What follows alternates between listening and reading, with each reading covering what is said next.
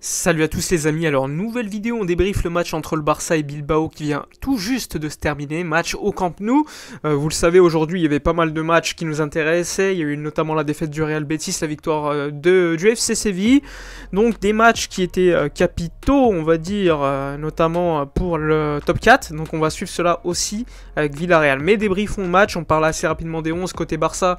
Quelques changements, on a vu notamment que vu que Jordi Alba était suspendu, c'était Dest qui était à gauche, en défense centrale Araujo, Piqué, à droite c'était Daniel Alves, le milieu c'était Gavi, Busquets ainsi que Pedri, donc Frenkie de Jong était au repos, et ensuite devant Ferran Torres, Aubameyang, Adama, donc quelque chose d'assez habituel de toute façon, depuis quelques semaines, c'est un petit peu le 11 dont on a l'habitude de voir en attaque, et au milieu de terrain ça change, parfois Frenkie, parfois Gavi. Sinon, côté Athletic Bilbao, une équipe qui a fait pas mal de turnover vu qu'il y avait la coupe, je vous en parlais en avant-vidéo, en avant-match.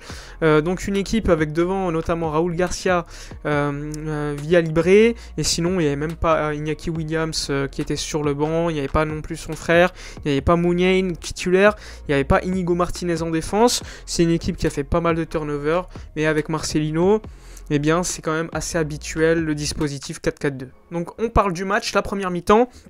Première mi-temps qui a commencé, on va dire, assez tranquillement, pas beaucoup de rythme, une équipe du Barça qui avait largement le contrôle du ballon, peu de volonté, on avait l'impression de Bilbao de faire un pressing, c'était une équipe qui coulissait assez bien sur les côtés, dans son 4-4-2 fétiche, mais franchement, c'est pas une équipe qui a créé du danger en première mi-temps avec le ballon, c'est une équipe qui essayait sur certains contres de le faire, mais franchement, c'était assez pauvre. Et donc, il a fallu à peu près 15-20 minutes pour que le Barça commence à créer des occasions, notamment à un moment donné, Ferran Torres qui fait un centre magnifique après une action bien construite entre Dest et Pedri, avec le centre pour Gavi en retrait, Gavi qui reprend mal le ballon part littéralement à 30 mètres au-dessus des cages, mais ça c'est typiquement une occasion qu'il ne faut pas louper face à une équipe comme Bilbao, parce qu'on le sait, il n'y en aura pas une centaine, sachant que eux, bien, ils défendent assez bas et savent quand même défendre en coulissant bien. Sinon, on a eu d'autres occasions, notamment des centres qui venaient de la part de Dani Alves sur le côté droit, même si Dani Alves était assez axial, assez milieu de terrain, on va dire. Et par sa qualité de passe, on l'a vu faire la différence par certains centres qui avaient touché à un moment donné la tête de Piqué, avec un gros arrêt de Unai Simon. Il y a eu également un bon centre de Dest qui n'a pas trouvé preneur, mais Aubameyang aurait pu mettre la tête. Il y a aussi à un moment donné une très belle action, néanmoins Dest ne met pas le centre retrait pour Ferran Torres qui était seul, et on gâche une action comme ça, alors que normalement, typiquement une occasion on doit marquer. Mais le but vient d'un coup de pied arrêté, très bien tiré encore une fois par Dani Alves, la tête de Piqué avec un arrêt ou la barre je crois du but d'Unai Simon, ça revient sur Aubameyang qui attire littéralement tous les ballons, et il va mettre le 1-0 et débloquer ce match. Et à partir de la 38e minute, c'est-à-dire le but, on va voir un Bilbao qui va essayer de sortir un peu plus, mais franchement c'était pas folichon. On a vu Adama Traoré à un moment donné partir du milieu de terrain et faire la différence sur 2-3 joueurs. Il y a eu un bon décalage pour Ferran Torres qui a cadré, mais c'était pas assez dangereux.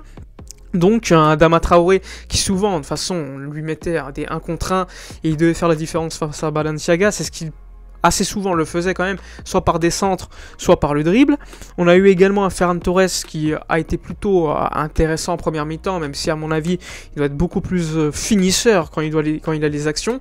On a vu un Gavi un peu moins à l'aise, j'ai l'impression, dans ce rôle de relayeur droit tout d'abord, puis il est repassé à gauche. On sait qu'à droite, quant à Adama Traoré et Alves, qui lui, Alves, se projette énormément au milieu de terrain, c'est assez compliqué de trouver ton rôle. Donc on a vu Gavi énormément, littéralement être à côté d'Adama Traoré, faire les mêmes appels, et ça c'était quand même assez problématique, et il fallait trouver quand même une certaine complémentarité. Donc pour moi, un Gavi un peu en dessous, on a trouvé un Pedri intéressant, un Pedri habituel techniquement, qui est au-dessus de la moyenne, même si à mon avis, il peut frapper parfois, mais il ne le fait pas. À un moment donné, il peut le faire au début du match, devant la surface, il ne le fait pas parce que son contrôle n'est pas bon. Sinon, globalement, défensivement, ça a été carré, que ce soit Araujo ou Piqué, qu'ils ont bien neutralisé Raúl Garcia et Villalibre. À un moment donné, il y a Villalibre qui part, mais bon, franchement, c'était assez pauvre côté Bilbao. Sinon, bon, c'est une première mi-temps qui n'a pas été non plus avec beaucoup d'occasions côté Barça. On mène 1-0 à la mi-temps. Quelques frappes, quelques actions, quelques situations. Bilbao n'a rien créé. peut se dire qu'on est satisfait parce qu'il y a un 0, mais franchement au niveau du contenu on pouvait attendre quand même beaucoup plus d'actions, même s'il faut le dire au niveau du pressing, il y a des séquences très intéressantes, on arrive quand même à étouffer cette équipe de Bilbao. Concernant la seconde mi-temps désormais.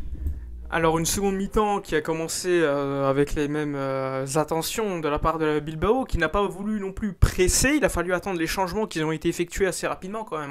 On a vu la rentrée notamment d'Inigo Martinez, on a vu Nico, comment il s'appelle, les frères Williams rentrer ensuite, on a vu 107, enfin bref, à un moment donné, lorsqu'il y avait un 0, Bilbao a quand même décidé de monter le ton du match pour essayer de revenir. Finalement le Barça va quand même réussir à s'en sortir avec la rentrée de Dembélé qui a fait la différence sur ce match, rien à dire, c'est lui le joueur clé sur cette victoire, avec sur ce second but une magnifique action de la part de Alves au départ, et ensuite la passe pour Busquets, et ensuite Frenkie de Jong qui déclenche cette passe pour Dembélé qui fait la différence et qui marque le 2-0, et à partir de ce moment là franchement on était tranquille, à part le potentiel rouge qu'aurait pu avoir sur un second jaune piqué, on s'est baladé en seconde mi-temps. On a vu énormément d'actions, on a vu une occasion à un moment donné, juste un peu plus tôt dans le match, vu que Ferran Torres est sorti assez tôt. Ferran Torres avait loupé une grosse action qui aurait pu tuer le match avec un 2-0. Finalement, il ne l'a pas fait, ça c'est vraiment la grosse critique qu'on peut faire, parce que son jeu sans ballon est intéressant, mais avec le ballon pour tuer le match, c'est pas encore ça. Mais pour en revenir à Dembélé, c'est clairement lui qui a fait la différence sur cette seconde mi-temps. Avec sa rentrée, il marque le but. Et ensuite, festival, que ce soit le centre pour Luc de Jong qui également rentre et marque 5 buts en Liga pour lui, surtout depuis janvier quoi. C'est le mec qui est décisif au moment où on s'y attend le moins. Rappelez-vous du match contre l'Espagnol, contre Majorque, et il nous sort toujours des buts venus nulle part. Ensuite, la passe décisive pour un Memphis Depay qui était rentré juste quelques minutes avant. On a vu quand même quelques détails techniques, respectons Memphis Depay, ça reste un joueur quand même d'une grande qualité. Et franchement, on l'a vu avec sa rentrée. Et encore une fois, le centre effectué, mais juste un peu plus tôt, il faut en parler, c'est Pedri.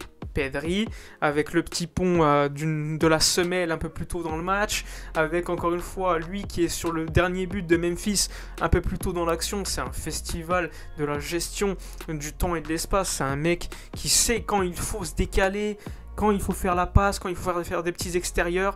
Il comprend tout plus vite que les autres, et il s'amuse tout simplement sur un terrain de foot.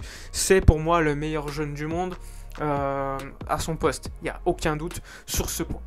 Pour en revenir, Memphis qui fait la différence, ça fait 4-0.